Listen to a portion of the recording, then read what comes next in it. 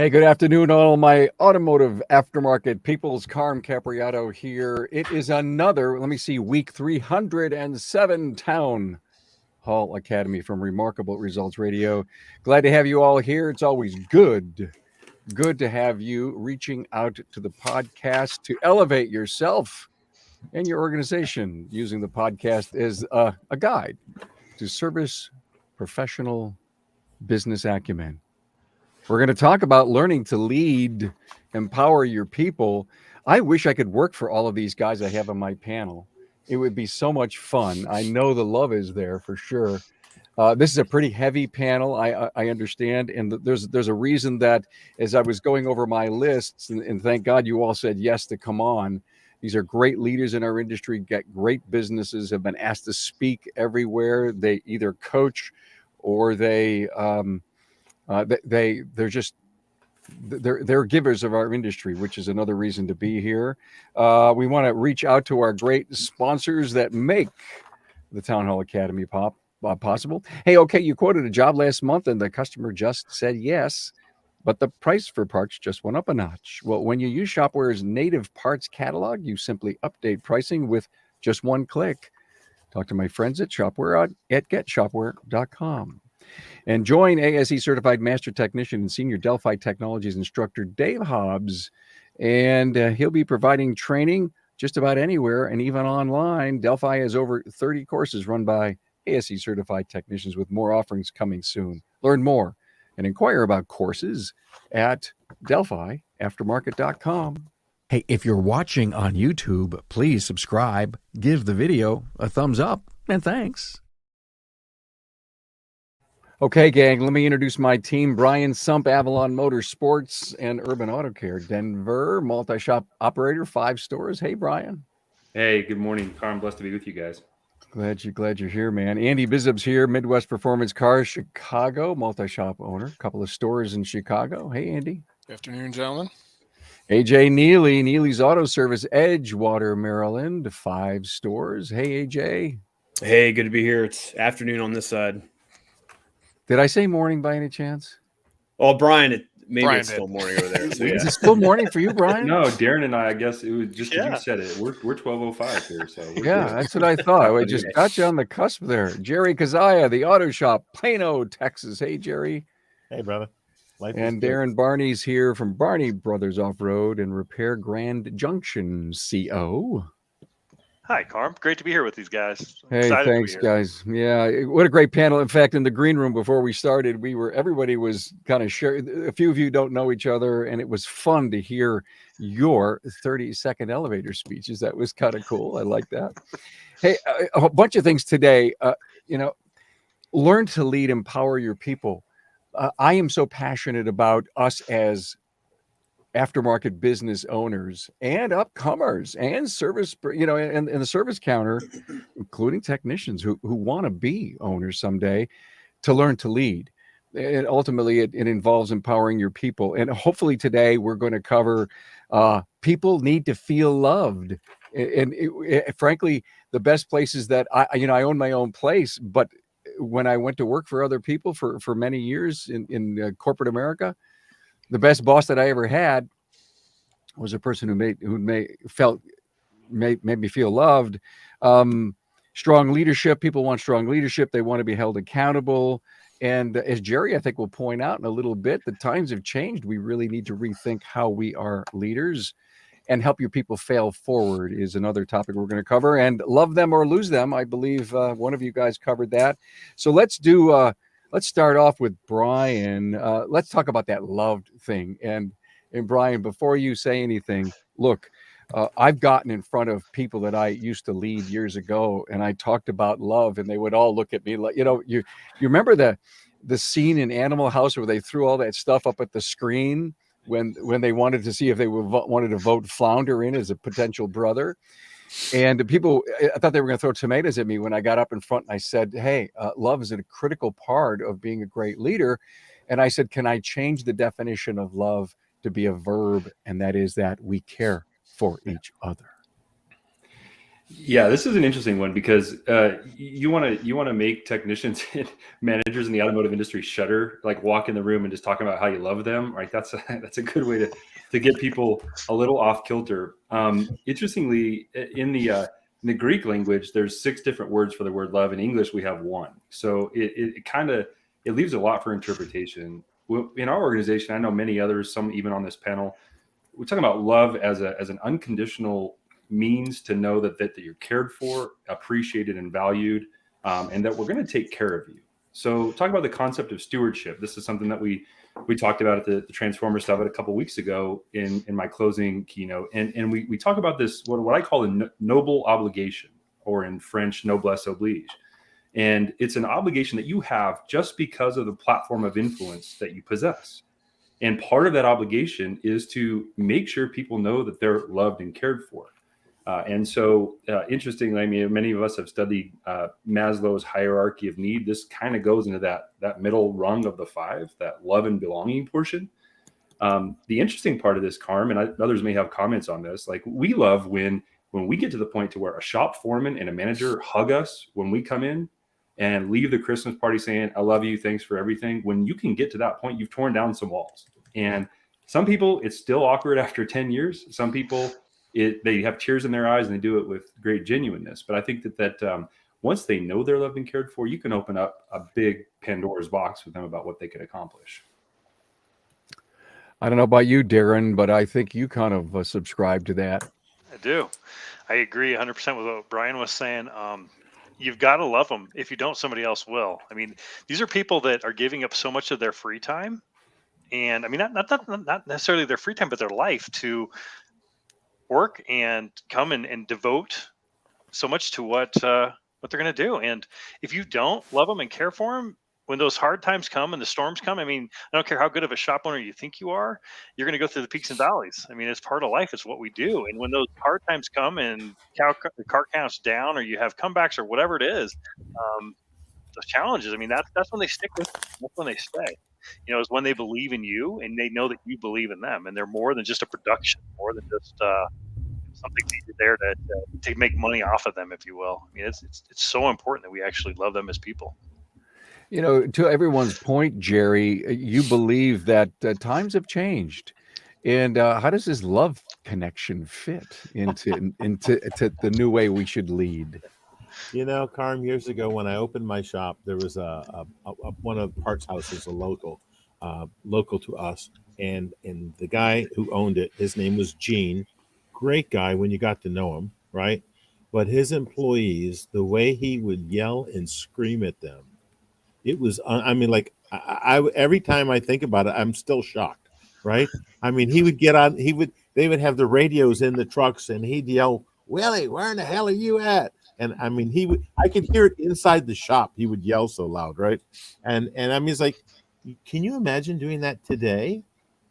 Oh my God, no, times are so totally different.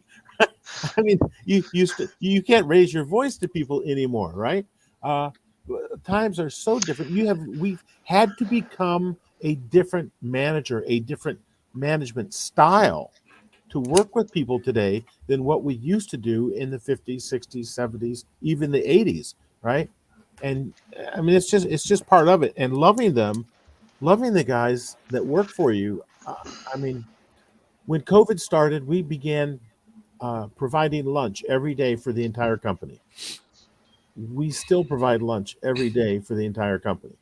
It's become part of what we do for our people.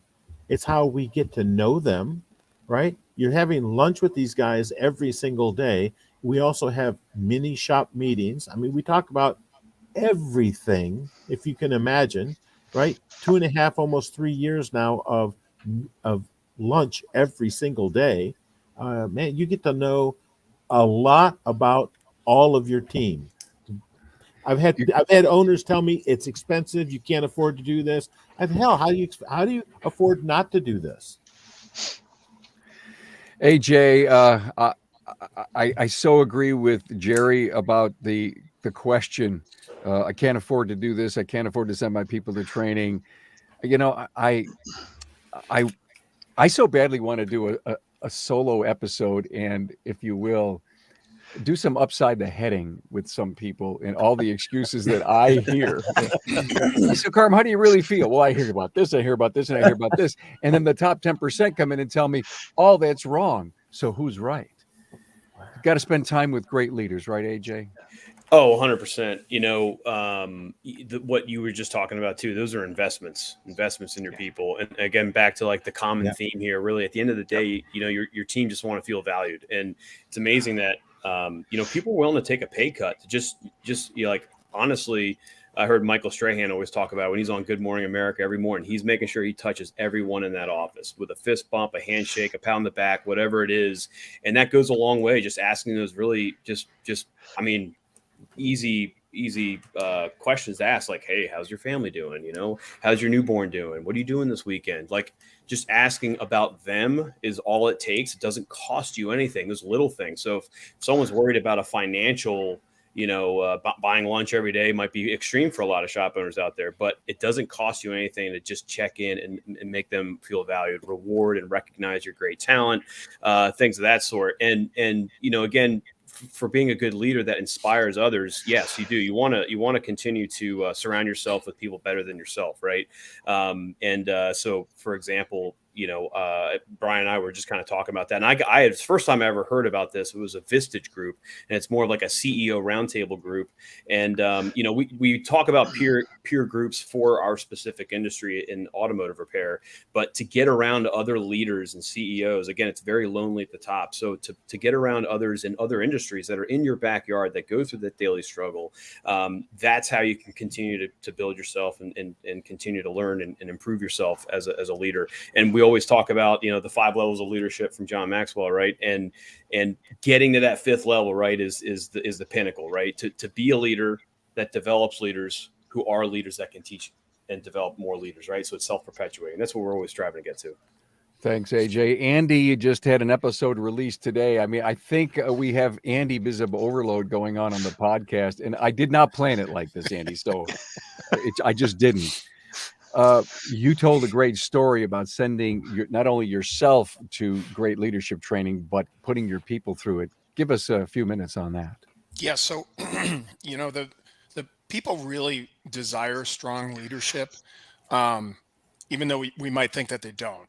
And strong leadership is not coming into a room and issuing a bunch of commands and fire. Because think about who's the stronger person, the leader that comes in and throws off a bunch of commands, or the leader who comes in and looks at a problem or a situation and says, you know what, this is on me, because you might not have gotten it done the way we wanted to get it done, but that's because I didn't put you in a position to do that.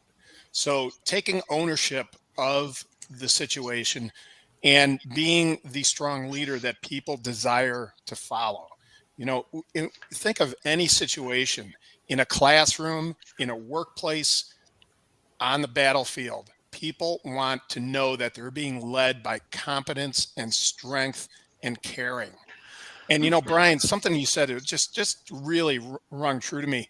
I've never even thought about this, but over the years, we have developed to the point where I will have, when I come back to my shop after being away for a week or two, I got people coming up and hugging me, right? And it's not, awesome. I'm not really, it just developed that way. And that's the kind of feel that we have in our operation. And as the strong leader really develops all the people below them to be leaders in their own right, and all the way down the continuum of positions in our 2 shops, everyone has an area where they can take on a leadership role. And I've said this to you before, Carm, even our apprentice tire changing guy, he can take leadership in his area of expertise. He can talk to anyone else in the shop and say, look, I think this is a better way of doing something, right? So being able to empower your people to all be take individual leadership, it doesn't mean you have a whole bunch of chiefs and no soldiers, but for people to know that they can grow into their own leadership roles is a really powerful thing to have for your crews. Andy has sent himself and some of his people to Jocko Willnick's training. And boy, did I hear stories about how great that was. Just incredible training, brought to you from people who relate their experiences in, let's face it, much more dire and difficult circumstances than we deal with every day, but bringing those kind of experiences into the everyday world and talking about taking ownership and being the leader that your people want you to be. And Andy says that it even includes PT when you go to those seminars. And he also told me it's extremely affordable. So let the industry look into this. Who says we can't close down and go to Vision? Who says we can't send people to Jocko Willnick's leadership seminars? Who says we can't? Who says we can't feed them every single day? Right, Jerry? And so if nothing, this podcast, these stories on leadership that we're hearing, I hope changes a lot of people's minds. I really do. Let's drive in a little harder into this about having autonomy, Brian. Yeah, autonomy is kind of a funny thing because like you see both ends of the spectrum. You see the ends where somebody hires a person with certain attributes or experience in or outside the industry, and autonomy can mean the interviews went great, references checked out, we love this person, we'll put them in a position, and then it's just set the button and go. Maybe somebody like Jerry, who's run several businesses, or myself, sometimes that happens. You just get this great operator or great leader that can come in and just rock it, and you're not really around. But let's just not fool ourselves. That's not very common. The other end of the spectrum is that you paint this picture, and I will set the bar here to talk about extreme clarity on what, why, and how. I personally believe, I think we'd all agree that if you miss any one of those three, the what, the why, or the how, you've not fully accomplished what you set out to do here. There's going to be cultural impact there. There's going to be operational impact, certainly the outcome for how your internal and external customers feel. But the other end of that spectrum is, all right, I've taught them, I've trained them, they know what, why, and how, but you're hovering, right? So autonomy also means they need to have a certain amount of leeway. They need to be equipped and empowered to accomplish what you've all set out to do.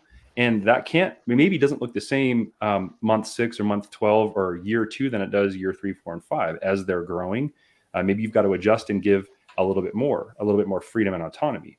But I'll also say, and I'll add to that when you put somebody in that position, I think that how you define your desired outcome and how you define the training parameters are going to make a huge difference in whether somebody feels like they're being micromanaged or they're hovered over, or they're just not. There's not enough touch points. And I mean, in today's marketplace, what we're finding at least is that there needs to be a lot more touch points with team members for them to feel seen, heard, and valued, as maybe I think Darren or somebody a moment ago or maybe AJ mentioned. So, did you get that? I got it, Awesome. and I'm listening. Okay, good. So, I mean, if somebody else has thoughts on this, I also want to just comment that I think there's this concept that we've learned years ago. You know, you pour into somebody. We have examples of times when we paid significant amounts of money to help somebody in their personal life, whether it's physical health, living situations, buying beds or new boots or clothing or whatever. And then months later, they're not with you anymore. And they're early on, and even recently in my career, I felt at times taken advantage of a little bit as an owner. And you realize, well, it's the right thing to do. But sometimes people just don't reciprocate like what you pour into them. And I think we also have to be mindful, if they're not reciprocating, if they don't appreciate it, if it's not spurring them on to be great and excel, maybe we have to take a step back and take a look at, is it me? Is it how I'm training and empowering them and equipping them? Or is there some reason that this person can't or doesn't want to accomplish it? And we need to be mindful of all of those things. Boy, that's a great point, guys. Any discussion on that? To invest and then leave? Well, a lot of times those kind of people can they self-identify, right?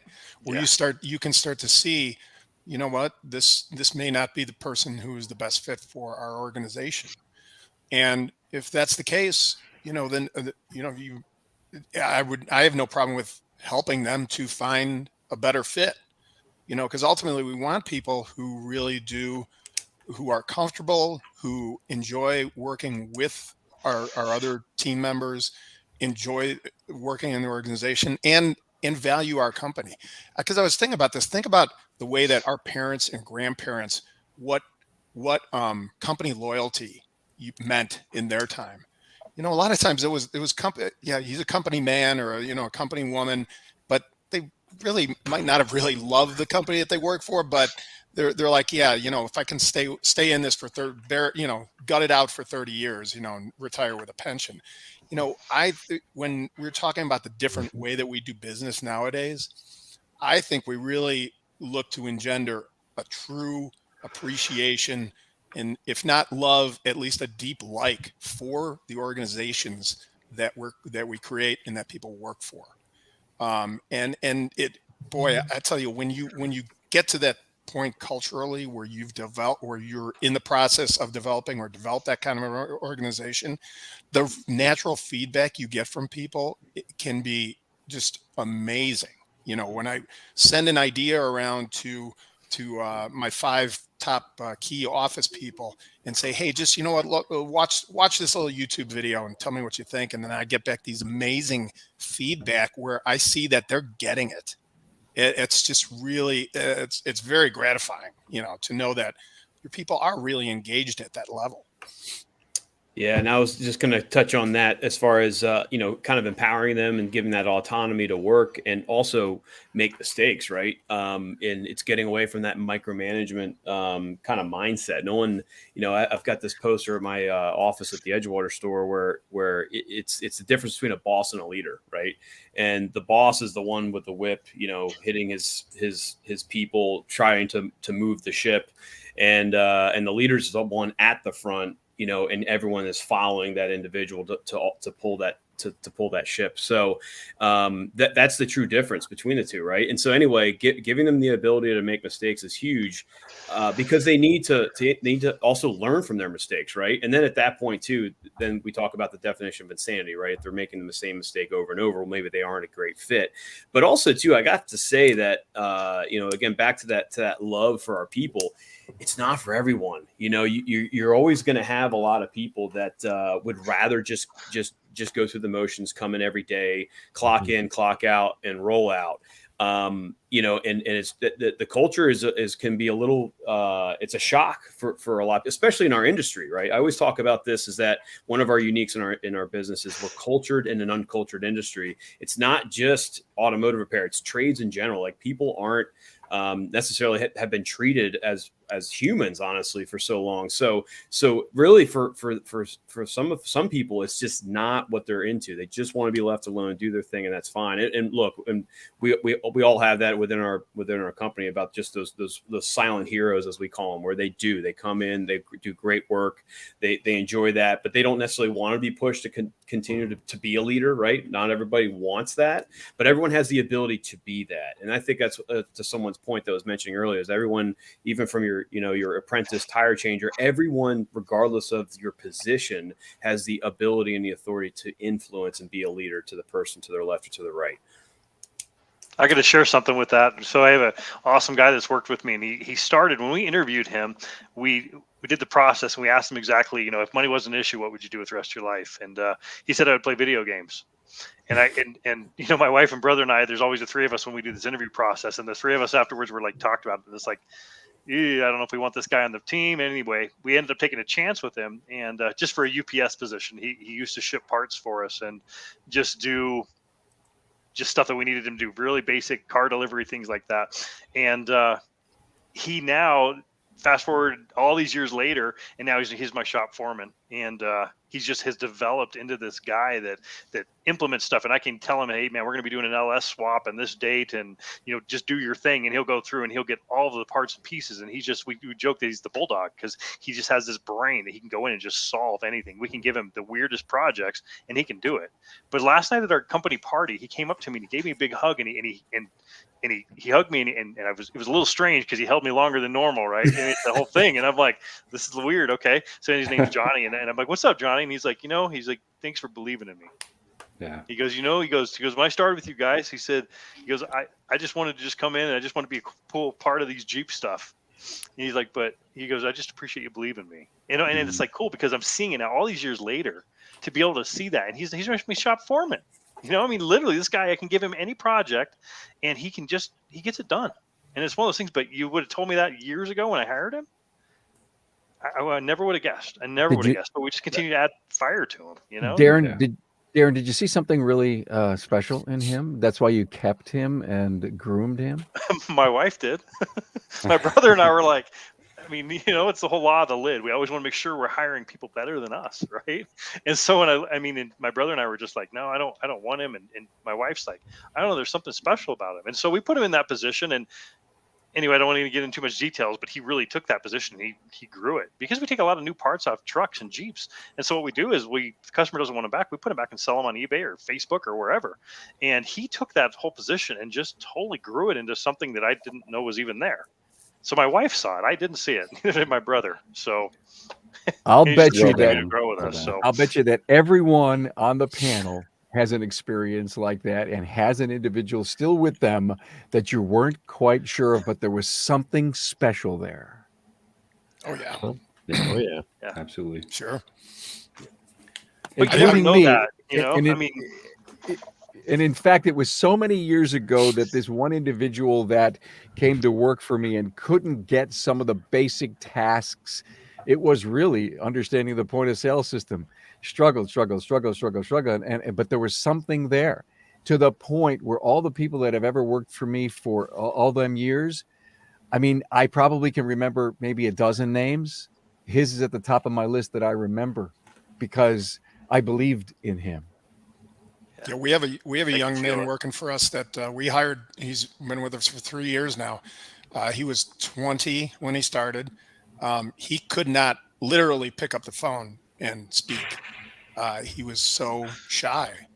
And now he's our most prolific talker on the phone. He's a very accomplished automotive photographer. He is a complete gearhead. He and his girlfriend, that's all they do every weekend is go to car events. He knows every exotic car owner in Chicago and can usually recognize any car going down the street just by hearing it. I mean, the kid, he's really a really amazing person, but he could not speak on the phone when he started. So we just brought him up in kind of the behind the scenes. He wouldn't answer the phone for the first couple months, and then we slowly got him into it, send him to training, and he's fantastic. He's a key player in our main downtown shop today. Jerry, any special tactic for firing up people? Well, the first thing that we'd like to do is, and this is going to be really crazy, right? The 5 love languages is a really good way to find out what your folks get fired up about, right? You've got to be able to talk to them in the language that they understand. I mean, we just did it again, and I recommend that you do it for your team. You can go online. It's literally a 2-page PDF. It's the 5 love languages test by Dr. Gary Chapman. There is a total of 30 questions, and you total it up and you find out what it is that fires them up. Both of our service advisors, our service managers, it's words of affirmation. Words of affirmation. All I have to do is tell them, guys, you're knocking it out of the park. Great job. And you can just see the difference that it makes. It's such a beautiful thing, right? I mean, the fact that we know the language that they listen with makes a huge difference.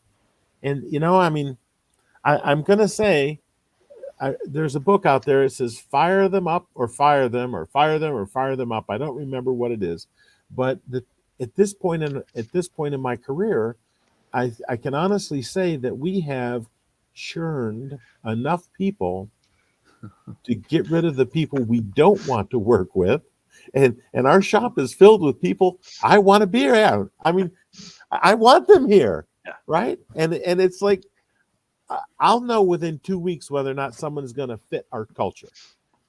And as I said earlier, If they're not going to fit, here, let me give you a couple weeks money and help you find a place. I know someone where you would probably fit in. Go interview with them.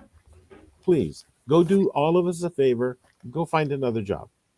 And whatever it is, listen, life, we refer to this as home one because we spend so much time here, right? Home two is our house, home three is the ranch. But home one, you spend so much time here. You need to be with people you want to be with, people that want to be there, and why wouldn't you? I like that home one, home two idea. I really do. I don't know. Maybe it's a little strange, but yeah. I tell Lori, I'm going home. She goes, which one? One. I'm going home one right now. She goes, okay. Which one? Jerry, on that point, and Carm, I think you may have heard John DeJulius. Some of you may have read him, kind of leading the customer experience revolution. And one of the things that he shared with me at a dinner was that, how they say you become the average of the 5 people closest to you in your life. Yes. He made a powerful comment. He said, think about the people in your company. Let's say inside one of your store, if you're a multi-location operator. He goes, we all understand they spend more time with each other than they do anybody else in their lives. He goes, what about the inherent responsibility that we have as owners and leaders to surround each of those people with the highest quality other people? Because you're basically forcing upon them who they're going to become by the people that they're spending 40 to 50 hours a week with. And I thought that was a pretty unique perspective on that whole thing. Hey, Brian, thank you for dropping John DeJulius's name. I did have a chance to interview him in Cancun. And you introduced him too, Carm, that right? Yeah, that and I introduced him to. I was honored to do that for Greg, and I had interviewed him a few years earlier. So I come into I didn't tell this story at all. I come into the cocktail party and I said, "Hey, anyone knows if John DeJulius is here? We'll see if I can get an interview with him tomorrow and remind him that I interviewed him a couple of years ago." Yeah, he's here. I'm looking everywhere. And then finally, I don't know who I bumped into and says, "Hey, Carm, here's John DeJulius." And I looked at him and I went, he had a beard, glasses, and he was like 6 inches shorter than I imagined he was, you see. And he looks right at me and he goes, "Not what you expected, right, Carm?" And he's just this great guy. So we have a great interview, and that interview comes out next Tuesday, by the way. And so we were able to capture a lot of what went on in the keynote. But as a side note, we spent another hour with John Tracy and I afterwards, find out that we know he lives in Cleveland. He comes to a resort just south of our home here every year. And some great things happened. In fact, I even shared with him some of my goals, and he shared some of his with me. And there's 2 incredible books. They'll be on the webpage. They're on my books page on the website, including the 5 love, what are they? The 5 love words, Jerry? Love languages. Love languages. In fact, I just got that book.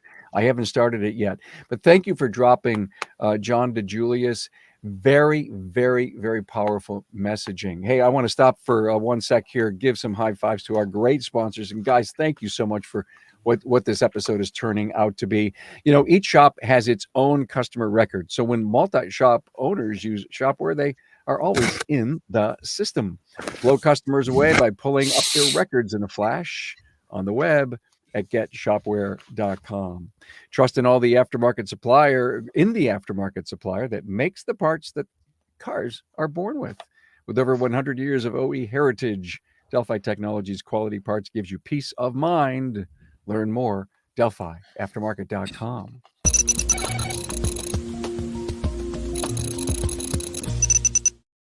Hey, thank you all for the great comments. Speaking to the power of this great panel, so much to learn. Let's move into something new here. AJ, I know you're implementing EOS in your business, and this isn't an episode about EOS, but has that helped you empower your people to a whole new level? Oh my goodness. Yeah. EOS is it's the playbook in which we run our business on, right? And it comes with a set of tools, right? And there's a lot of different components to that. And and as Barry Barrett, he's been a repeat guest on your show, of course, Carm, but he's our implementer as well. And he always says too, if you're trying to self-implement with EOS, it's traction first, right? You got to start with those weekly meetings, and that allows that as far as there's the accountability piece with the scorecard, and there's the process piece, the vision component, the people component, all that stuff, and with traction first, you're dealing with those weekly meetings, you're having that open communication, you're building that, as they talk about the 5 dysfunctions of a team, right? If there is the absence of trust, that's like your foundational dysfunction that exists. And then as a result, there's that fear of conflict, right? So we're always trying to get over that first hurdle, right? Because we want our teams at every location to be able to have open and honest dialogue as a team on a week-to-week basis. And if you say you don't have issues, that's an issue, right? So it gives every location the ability to bring up and talk about their issues as a team on a week-to-week basis, and empowering them to solve them on their own, right? And so initially, when we're opening and starting a new location, we're implementing EOS a little slowly. We're kind of helping conduct those meetings because, again, a lot of times they've never worked for a location that's ever had a meetings to begin with. So we're kind of there holding their hands throughout the process as we're doing that. But what's great, and what we're seeing, it's at, like, say, for example, my flagship store, we really we're kind of referees if we need to kind of step in those weekly meetings, but we're empowering them and giving them the ability to solve issues on their own.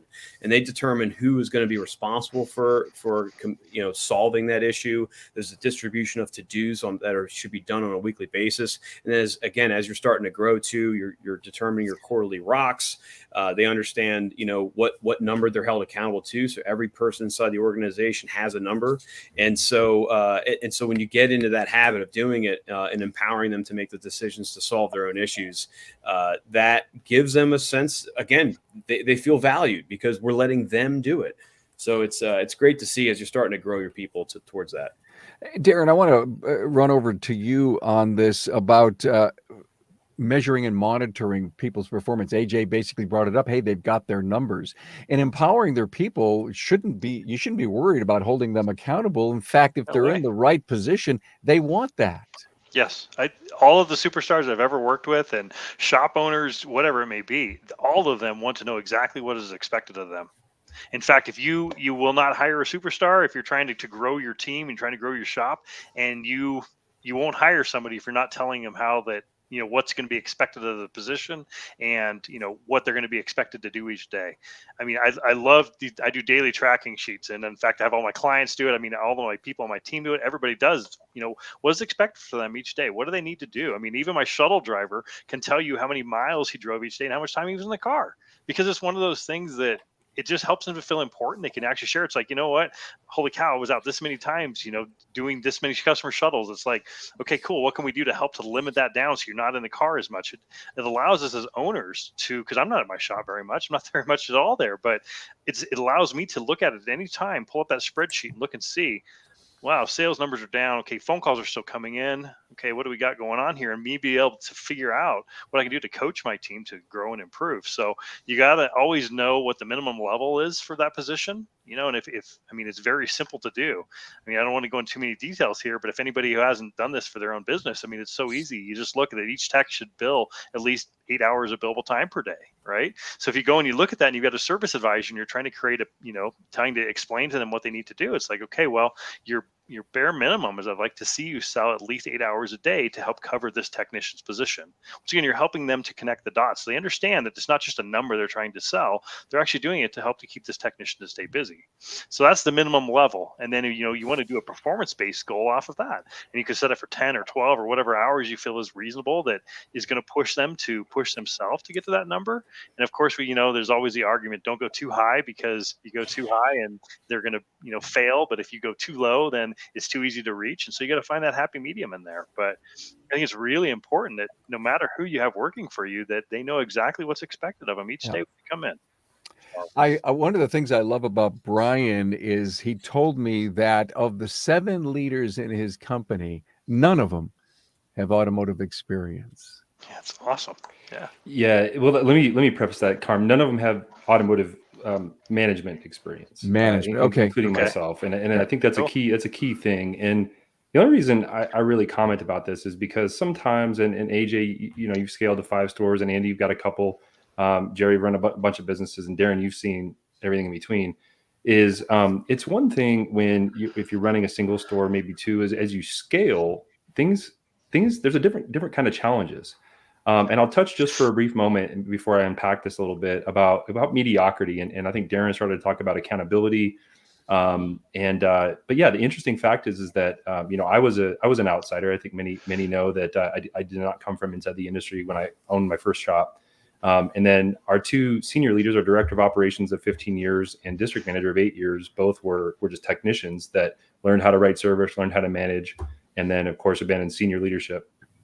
Same thing with all of our current store managers, never had automotive management experience. And so on one hand, we had to kind of, you guys know the phrase, I think there's a more crass phrase, but get rid of the sacred cow. You understand this? Which means we all have the sacred cows in our business, meaning like you don't touch them. They're just the way we've always done them. And by God, that's how we're going to do it. So on one hand, you have this beautiful, noble thing that's happened in our organization where we found a way to raise up these great leaders, these high performing leaders. But on the other hand, it can sort of stall your growth, because if you're waiting for that number 2 advisor to get to a point where they can manage a store, that can prevent growth. So we had this epiphany this year. We during senior leadership team, and by the way, AJ, love EOS. And if you're not running that in your company, you're trying to grow and scale, I highly recommend the Gino Wickman model. But to say that, we finally the epiphany came and said, well, if we're going to really scale and grow, and our goal is to get to 8 stores in the next year and a half, we have to be willing to sort of change that mantra. But I just thought I'd comment here briefly on, like, what are the key things when we look back over 15 years on these team members that continue to grow through the ranks? What are the common denominators? And one of them is trustworthiness. And I say, okay, it's one thing to say we need trustworthy people, but if you were to define it, how would you define it? So we say high integrity, which means a strong moral compass. They know how to do the right thing, and they will do it. Truthfulness, transparency, and good stewardship. Okay, so we look for those sorts of things. The second thing is loyalty, and I think Andy maybe just spent a while on that a moment ago, if I'm not mistaken. But it's okay, so loyal. Well, how do you define loyalty? Did they just stay with you, or was there more to it? So we define things like showing up early or staying late if need be, attending company functions. Like, we hold a lot of those, and when they show up outside of work, I think it does something in context of building relationships in the entire company and being loyal, asserting themselves to honor the company and its people, being a brand ambassador, and then this concept of saying, tell me what needs to be done, and I'll do it. Right. Versus that's not my job, or pushing back against that. So loyalty. And then the third thing is kind of this intangible, which is consistent implementation of what's being taught. So do they have a track record of being able to implement what you teach them? And if that pattern keeps repeating themselves, we always call it the garbage compactor effect. I don't know if AJ maybe knows, but I think some of the more seasoned veterans on this call maybe do. The old garbage compactor was you put some in and it seems like it's full, and then you hit that button and it goes, crunches it down, and you can put more in there. And then you compact it and you can put more in there. So as they build these unconscious competence habits, they keep progressing. It's been a cool thing to watch. Somebody want to comment on the garbage compactor, please? I like that. I like that because it also, you know what, great. the garbage compactor also squeezes out the unneeded juice, right? So they can get the bad, you know, the not so great habits. They get squeezed out and replaced by more quality content. Hey, Jerry, can we make wine that way? Oh my God. There's a lot of mental images that we could have had. I there. didn't need those mental images. No, I didn't. No, Carm. Oh, no. Oh, who said no? You know, Brian, when you mentioned about doing events, you know, company events outside of work. So something that we did this year, which was really, I thought, really unique. I just had the idea. We're very involved in the Porsche community in Chicago because we do a lot of Porsche work. So I thought, you know, instead of having a company Christmas party where we all get together and we all sit in a room and talk to each other, talk to the same people we talk to every day, I bought them all tickets to the Chicago Porsche Club annual dinner dance, which is a black tie event in downtown Chicago. the excitement that built up the month before the event about everybody going to rent tuxedos and get their, I mean, talking about it, it was just, the buzz was incredible. We went, it was last Saturday. We went to this event. It was just fantastic. I mean, it was such a unique experience to have us all together in this setting, completely out of our daily element. I mean, more than half the company had never worn a tuxedo, and it was just, and they just had such a great time. And I didn't even have to say, it's an open bar, but remember, you're representing the company, because they all took that huge pride in being this group from this company, and seeing all the people in the Porsche community, that so many of them that we work with. It was just very, very gratifying to see them do that on their own. Beautiful. Yeah, Really that is awesome. Yeah. We do the same thing with the Jeeping stuff. I mean, that's big in our world. We go four-wheeling, and so we'll take the team and we go down to Moab and during Easter Jeep, and we close the shop down to go down and go four-wheeling and go down to the vendor show. And it's always a highlight to get everybody out, and everybody talks about it. And then they come back and they razz each other about calling somebody a throttle jockey because they were flooring it up and down some obstacle. And I mean, it's so important though to have those team building things outside of work, because once again, that's when you get to see them who they are. I mean, it's just so important. We started doing that, incorporating that too in this past year, because now we've got 5 stores. We have employees from other locations that never get a chance to see each other, meet each other. And, we have a Google Workspace chat, where all the employees can talk about certain things or certain groups. We have a fitness accountability group, like all these things that, where there's an alignment in hobbies and things like that, which is great. But to have those all company outings, like we had our first one this past summer in July, we rented out this whole ship. And we had 50 people. Spouses were invited. It was all catered for. It was, the 4-hour tour out on the Chesapeake Bay, and the weather couldn't have been better. And yeah, like you said, people just talk about that stuff, right?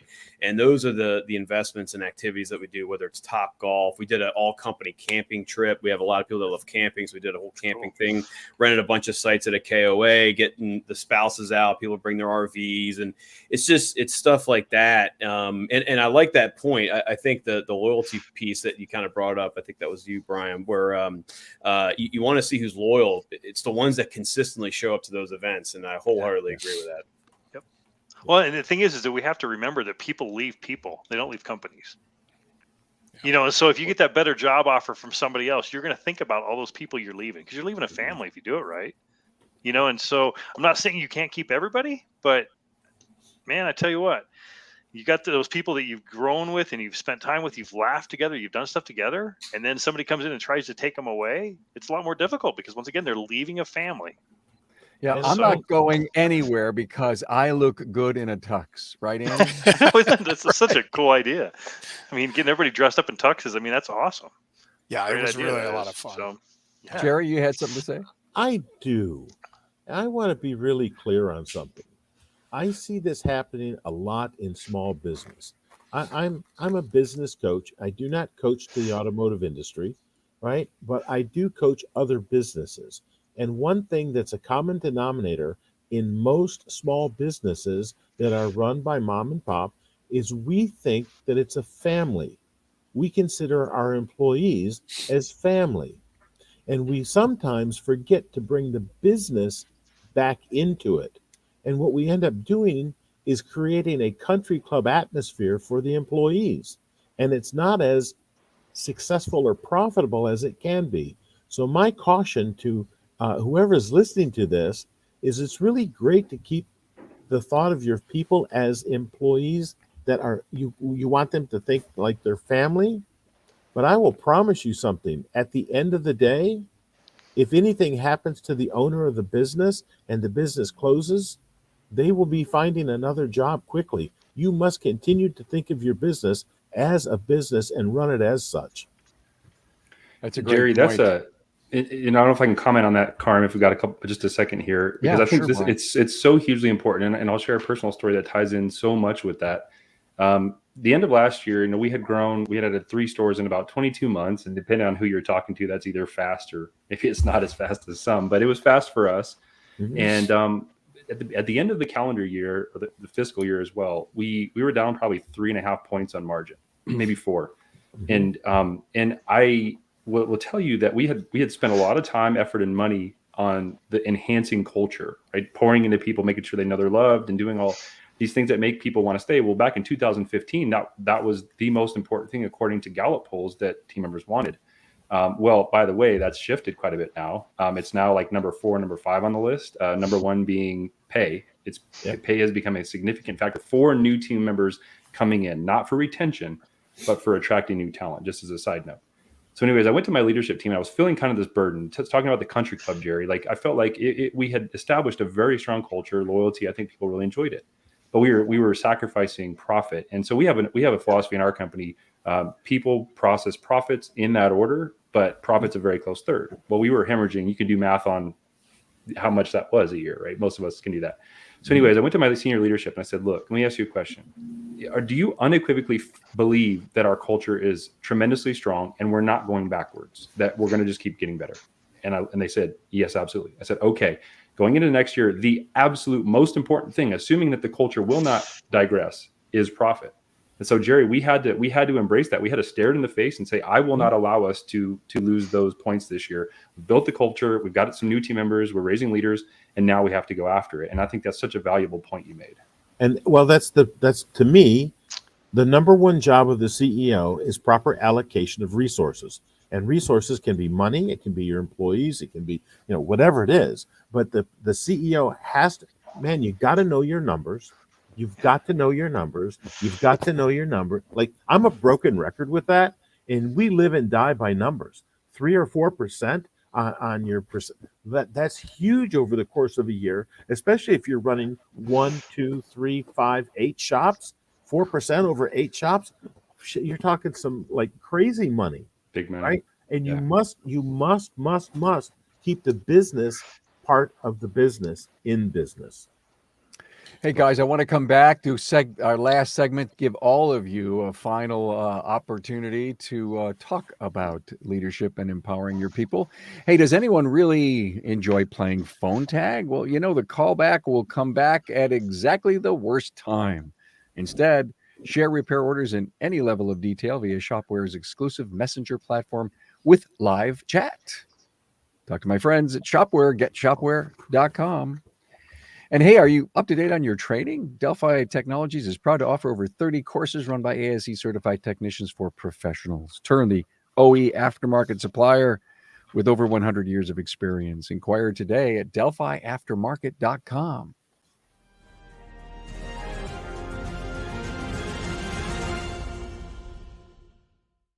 Hey, I'm so glad we carved out this discussion. It was brilliant. I loved it. It could have gone a million different ways, but you are such professionals. You came on my show and delivered. So thank you all so much. We're going to go around the horn. We'll do Andy, Jerry, AJ, Darren, Brian. Andy, any final thoughts for our audience? Yeah, so I think that we're actually in a unique time right now. We can actually witness in real time the difference in a large company between strong leadership and weak leadership. And it's 2 different guys, the same company, love them or hate them, but Jack Dorsey turned out to be a very weak leader at Twitter. And you could see where that company, just all these little fiefdoms popped up, and it was getting very inefficient. And that works, that survives when everything's going up, when the market's going up, when your stock price is going up. But when things turn bad, that can get bad really fast. Elon Musk came in and really shook things up. It may ultimately be successful. It may not be, but he was able to really whittle down what that company is supposed to be doing. And there were a lot of naysayers. They were saying that Twitter's done. Well, Twitter's not done. And it looks like it's going to be turned around, but I would recommend to everybody, there's a really great documentary on Netflix called Return to Space, and you'll get a sense of how people follow a strong leader, and it talks about Musk creating SpaceX.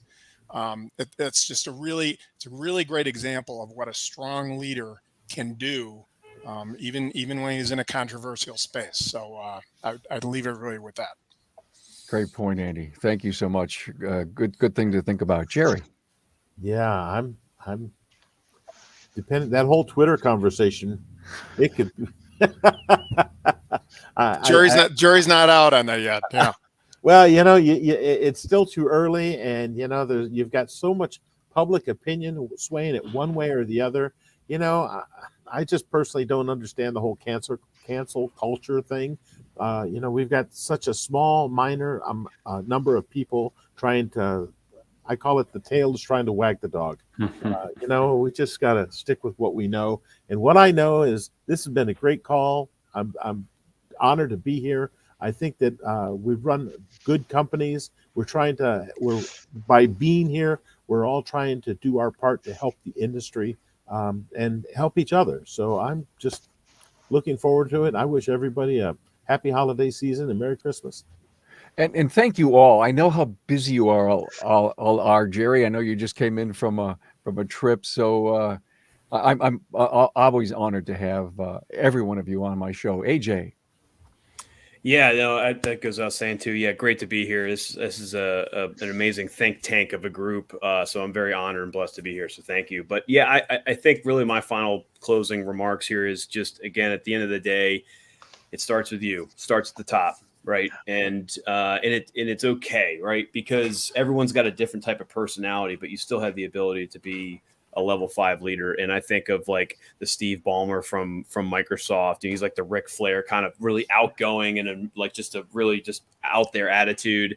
And then you've got like, the very soft spoken, the John Maxwell's of the world too. They're very soft spoken, but they're just all as effective as a leader. And you may have your own personality style, but you still have that ability to be a level 5 leader. So with that being said, just continue to develop yourself, continue to surround yourself with others that have been there, done that. Again, I recommend just continuously developing yourself. The books you read, the people you hang out with, and then you're going to have that ability to inspire your leadership team, or if you just at a single store, just the people at your location. And it's just like gardening, right? It's cultivating, right?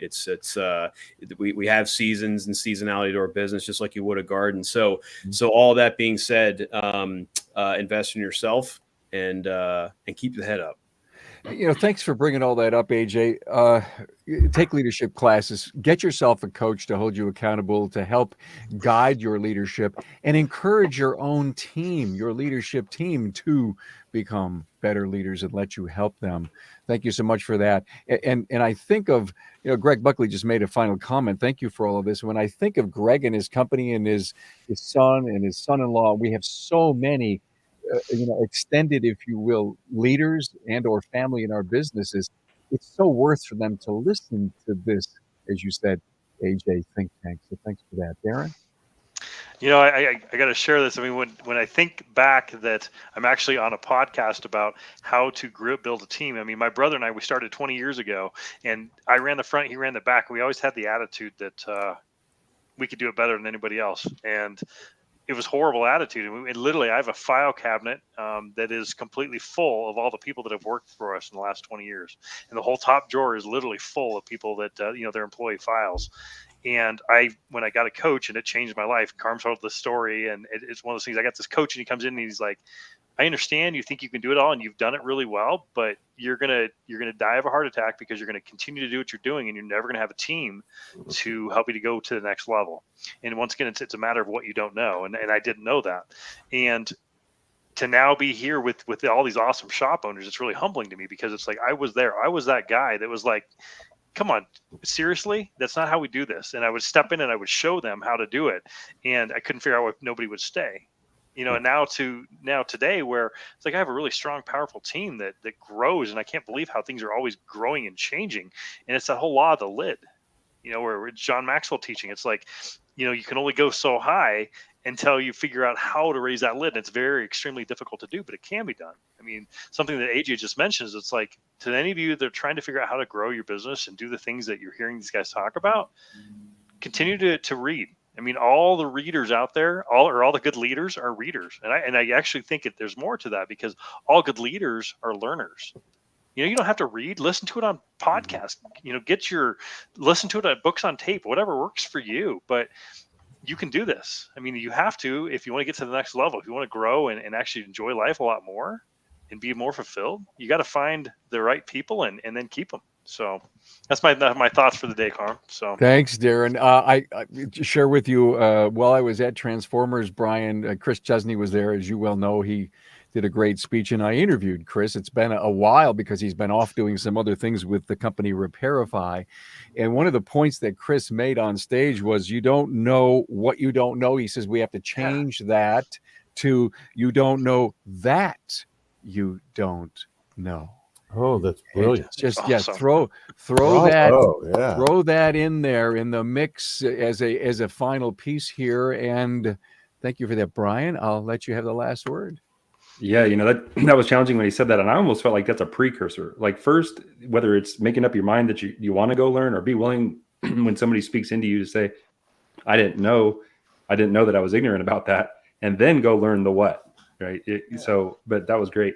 I think I would leave it at this. I'll share a moment of vulnerability because somebody probably needs to hear this or relate to this. I struggled for 15 years with this dichotomy of wanting to be liked or wanting to be a great leader.